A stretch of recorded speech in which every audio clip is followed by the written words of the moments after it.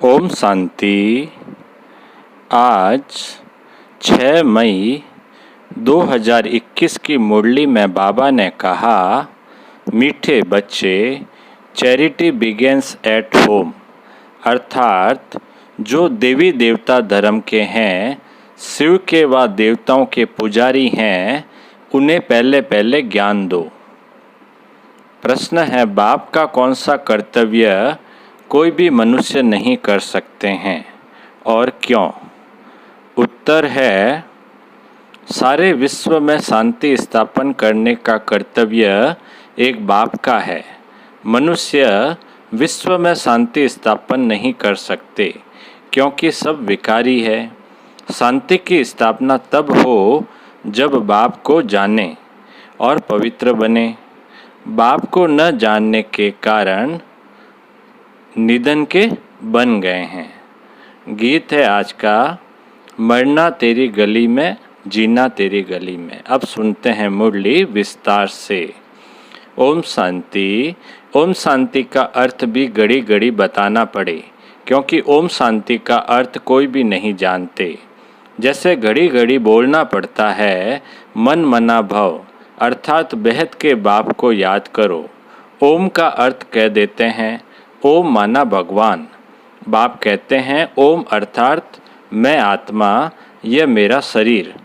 परम पिता परमात्मा भी कहते हैं ओम, मैं भी आत्मा हूँ, परम धाम में रहने वाला हूँ।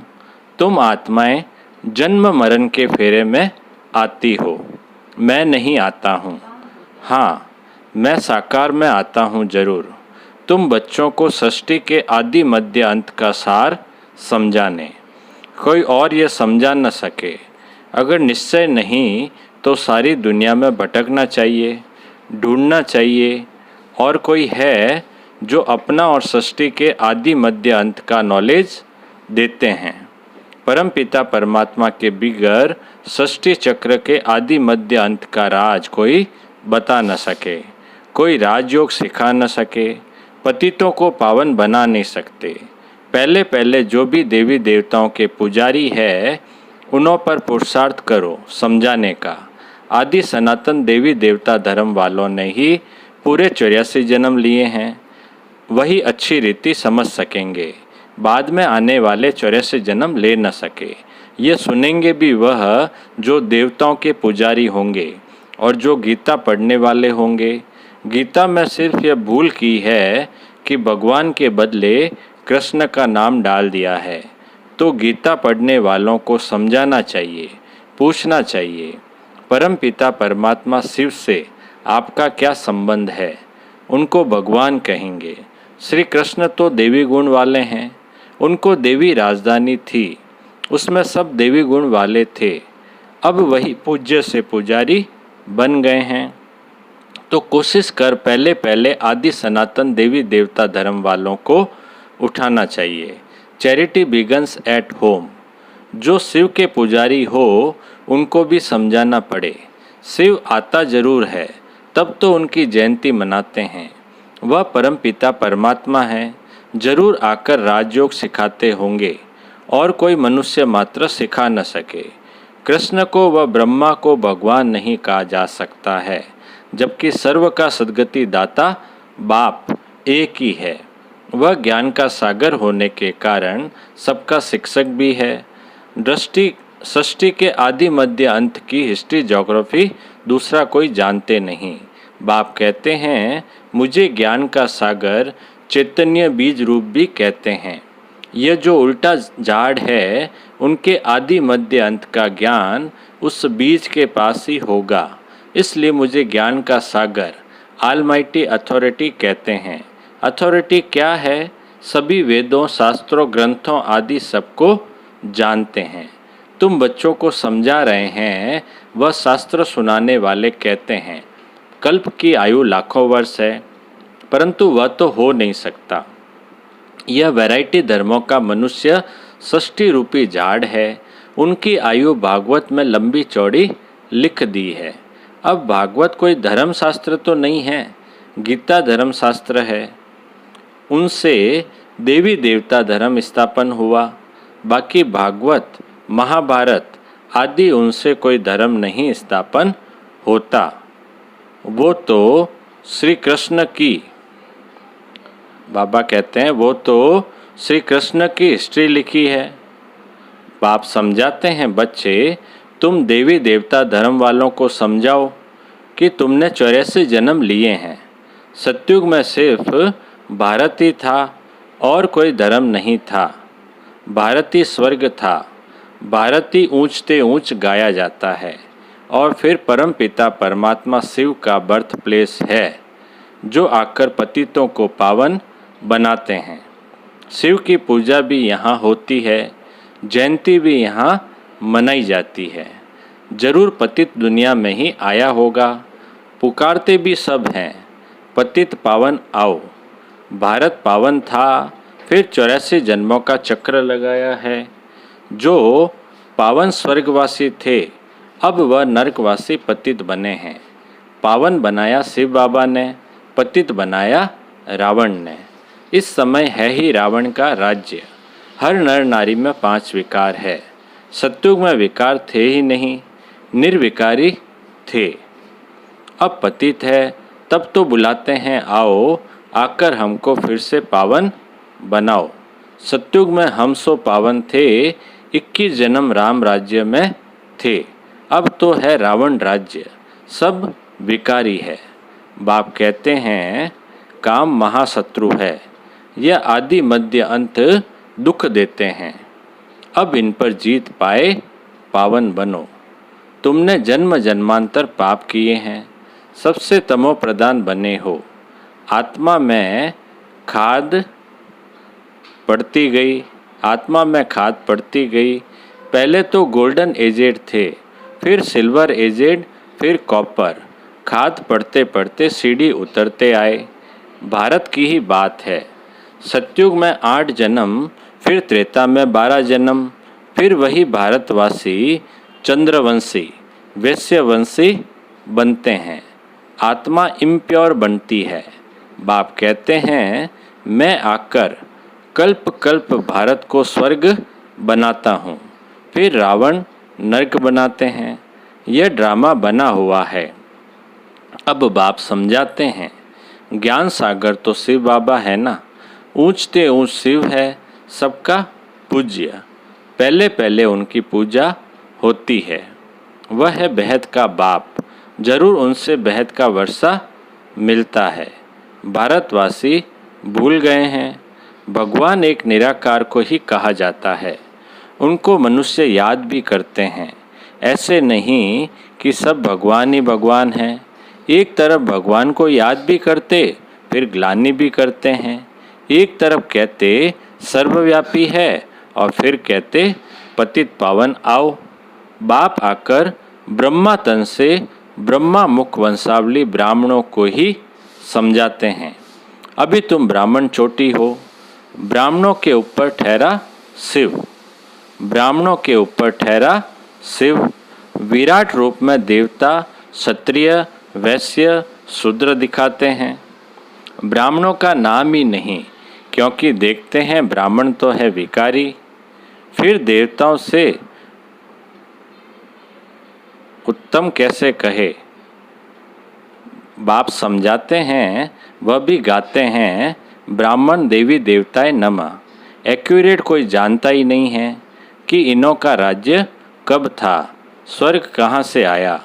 अब तुम समझते हो बाबा आकर ब्रह्मा द्वारा स्वर्ग की स्थापना करते हैं, शंकर द्वारा नरक का विनाश कराते हैं। महाभारत की लड़ाई भी लगी थी ना, जिससे स्वर्ग के गेट्स खुले थे। गाते हैं परंतु कुछ भी समझते नहीं। यह भी दिखाते हैं कि इस रुद्र ज्ञान यज्ञ से विनाश ज्वाला प्रज्वलित हुई। बरोबर अभी वही पाठ चल रहा है। 5000 वर्ष पहले भी लड़ाई लगी थी, तब पतित दुनिया विनाश हुई थी। गीता का ज्ञान जब सुनाते हैं तो कहते हैं 3 सेनाएं थी। यूरोपवासी यादव सेना, जिन्होंने साइंस से मुसल इवेंट किए। गीता के पूरे 5000 वर्ष हुए। बाप समझाते हैं यह 3 सेनाएं अभी भी है। गाया हुआ है विनाश काले विपरीत बुद्धि।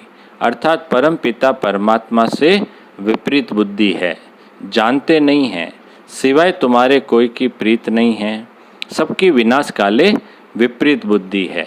बाकी तुम पांडवों की है प्रीत बुद्धि। तुम शिव बाबा को ही याद करते हो। जानते हो शिव बाबा हमको 21 जन्मों का वर्षा देने आए हैं। तुम्हारी प्रीत बुद्धि है शिव बाबा के साथ, बाकी तो कोई बाप को जानते ही नहीं। तो 3 सेनाएं हुई ना, तुम हो पांडव सेना। विनाश काल तो है ही। तुम जानते हो मौत सामने खड़ा है। तुम जानते हो मौत सामने खड़ा है। शिव बाबा कहते हैं तुम पवित्र बनेंगे तो नई दुनिया का मालिक बनेंगे। सतयुग में एक ही देवी देवता धर्म था और कोई धर्म नहीं था। अभी और सब धर्म हैं, बाकी आदि सनातन देवी देवता धर्म है नहीं। अपने को देवी देवता समझते ही नहीं हैं। कहते हैं हम तो पतित है, देवताओं के आगे महिमा गाते हैं। तुम सर्वगुण संपन्न 16 कला संपूर्ण हो। अपने को कहते हैं हम विकारी है। मैं निर्गुण हारे में कोई गुण नहीं। बाप को याद करते हैं। तुमको भी एक बाप को याद करना है। बाप को याद करने बगैर पावन नहीं बनेंगे तो ऊंच पद नहीं पाएंगे। अपवित्र दुनिया का जब विनाश हो तब ही दुनिया में शांति हो। मनुष्य कोशिश करते हैं भारत में और दुनिया में शांति हो, परंतु वह तो एक बाप का ही काम है। मनुष्य तो है ही विकारी, वह शांति कैसे स्थापन कर सकते हैं। घर घर में ही झगड़ा है। बाप को न जानने के कारण बिल्कुल ही निधन के बन पड़े हैं। सतयुग में बिल्कुल ही पवित्रता सुख शांति थी। अभी फिर बाप वह पवित्रता सुख शांति स्थापन कर रहे हैं और कोई कर न सके। भारतवासी अब नरकवासी है। स्वर्ग में जब थे तो पुनर्जन्म भी स्वर्ग में लेते थे। अब पतित है, इसलिए पतित पावन बाप को याद करते हैं। अभी तो बच्चे जानते हैं पारलौकिक बाप को याद करने से ही विक्रम विनाश होंगे। लौकिक बाप से तो हद का वर्षा मिलता है। पारलौकिक बेहद के बाप से बेहद का वर्षा ले रहे हो। ये समझने की बातें हैं। यह कोई सत्संग नहीं है, वह है भक्ति मार्ग, यह है ज्ञान मार्ग। तुमको खुशी होती है बाबा हमको स्वर्गवासी बनाते हैं, तो पहले स्वर्गवासी बने हैं वही अब बनेंगे। ब्राह्मण बनने बगैर देवता कभी बन नहीं सकेंगे। ये समझने की बातें हैं ना। अभी तो भारत में कोई कला नहीं रही है, किसको भी पता नहीं पड़ता है। कुंभकर्ण की नींद में सोए पड़े हैं।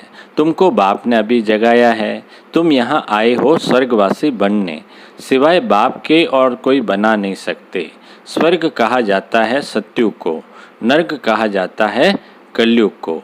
यथा राजा रानी तथा प्रजा, अभी सब विकार से पैदा होते हैं। देवताएं कभी विकार से पुनर्जन्म नहीं लेते हैं। बच्चे अभी बाप से पवित्र रहने की प्रतिज्ञा करते हैं, लेकिन चलते चलते हार खा लेते हैं। फिर की कमाई चट हो जाती है, बड़े जोर से चोट लगती है। आश्चर्यवत सुनंती, बाबा कहते हैं बड़े जोर से चोट लगती है। आश्चर्यवत सुनंती कथंती, फिर भागंती हो जाते हैं। बल साक्षात्कार भी करते हैं, परंतु बाबा कहते हैं बल साक्षात्कार भी करते हैं, परंतु साक्षात्कार में माया का प्रवेश बहुत होता है। जैसे रेडियो में क्या होता है रेडियो में? बाबा कहते हैं साक्षात्कार में माया का प्रवेश बहुत होता है।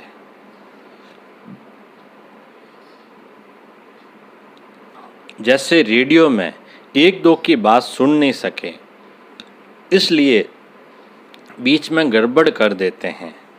यह भी ऐसे है, आपस में वो बात होती है ना वायरलेस पे या उस पे, तो वो इस टाइप से गड़बड़ कर देते हैं कि एक दो की बात सुन न सके। यह भी ऐसे है। योग में माया विघ्न डालती है। मेहनत सारी योग में ही है। मेहनत सारी योगमयी हैं। भारत का प्राचीन योग गाया हुआ है। अच्छा अच्छा बाप दादा बोले, मीठे मीठे सिकी लदे बच्चों प्रति मात पिता बाप दादा का याद प्यार और गुड मॉर्निंग। रूहानी बाप की रूहानी बच्चों को नमस्ते। हम रूहानी बच्चों की रूहानी बाप दादा को याद प्यार, गुड मॉर्निंग और नमस्ते नमस्ते नमस्ते। सदा रहेंगे हंसते हंसते, बन जाएंगे फरिश्ते। वाह बाबा वाह, वाह मेरा भाग्य। अब बाबा ने पूरी मुरली में से जो धारणा के लिए मुख्य सार बताए हैं, उसमें पहला पॉइंट, एक बाप से सच्ची प्रीत रख सच्चा सच्चा पांडव बनना है। मौत सामने खड़ा है, इसलिए पवित्र बन, पवित्र दुनिया का मालिक बनना है। दूसरा पॉइंट है धारणा का, काम महाशत्रु जो आदि मध्य अंत दुख देता है, उस पर जीत प्राप्त कर पावन बनना है। याद से विकारों की खाद निकाल आत्मा को गोल्डन एजेड बनाना है। मीठे बाबा का मीठा वरदान, मन मना भाव की स्थिति द्वारा मन के भावों को जानने वाले सफलता स्वरूप भव।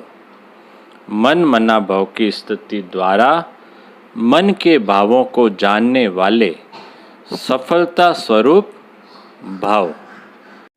विस्तार, जो बच्चे मन मना भाव की स्थिति में स्थित रहते हैं वह औरों के मन के भाव को जान सकते हैं।